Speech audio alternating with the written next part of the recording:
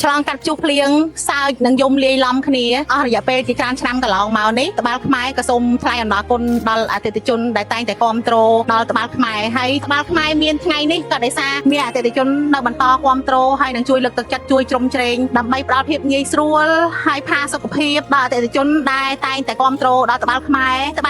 បានមកដល់ទីតាំងកោះនរាកាន់តែចិត្តដល់អតិថិជនជាពិសេសនៅខាងអ្នកពេញហួរអ្នកព្រៃឯងអីហ្នឹងកាន់តែចិត្តត្បាល់ខ្មែរច្រើនជាងមុនហើយមកអង្គុយញ៉ាំហាងដែលមានអារម្មណ៍ថាជាហាងរបស់ខ្មែរឲ្យបងប្អូនបានញ៉ាំអាហារនៅកន្លែងដែល fresh ស្រស់ស្អាតទលំទលាយហើយអាចដើរលេងលំហែតាមមាត់ទន្លេនិយាយទៅញ៉ាំអាហារហើយគឺហាត់ប្រាណបានសុខភាពទៀតនិយាយទៅបងប្អូនអាហារខ្មែរមានរសជាតិឆ្ងាញ់ហើយដូចជាយើងញ៉ាំអាហារនៅផ្ទះក៏ពេញដោយភាពកក់ក្ដៅអ្វីដែលម៉ាក់ធ្វើជូនអ្នកទាំងអស់គ្នាឬក៏គ្រួសារអ្នកទាំងអស់គ្នាអ្នកជាទីស្រឡាញ់ទាំងអស់គ្នាដែលធ្វើជូនអ្នកទាំងអស់គ្នាញ៉ាំអញ្ចឹងញ៉ាំអាហារនៅត្បាល់ខ្មែរគឺ feeling អញ្ចឹងហើយក្រោយពីញ៉ាំហើយអញនាំគ្រួសារលំហែតាមមាត់ទន្លេហើយយើងអាចហាត់ប្រាណឬក៏លំហែផ្សេងជុំគ្នាបានទាំងអស់ចាហើយហាងរបស់យើងនេះរៀបចំចិត្តរួចរាល់ហើយបងប្អូនគឺនៅទីតាំងកោះនរាហ្នឹងនៅចុះពីស្ពានកោះនរាមកស្តុបទី2បងប្អូនហើយនឹងកែងនឹងមកងាយស្រួលរណាបងប្អូនហើយយើងកំពុងតែរៀបចំហើយមានដាំសួនដាំផ្កាដាំអីអញ្ចឹងតែអត់ទាន់ហើយទេថ្ងៃទី30ហ្នឹងបានបើកលក់សាកល្បងហើយពេលហ្នឹងនឹងមានអ្វីជាច្រើនដែលផ្ដល់ជូនអតិថិជនទាំងចាស់ទាំងថ្មីចាហើយអញ្ជើញមកញ៉ាំបានទាំងអាហារឆ្ងាញ់សប្បាយរីករាយស្រស់ស្រាយជុំគ្រួសារកុំភ្លេចណាត្បាល់ខ្មែរកោះនរា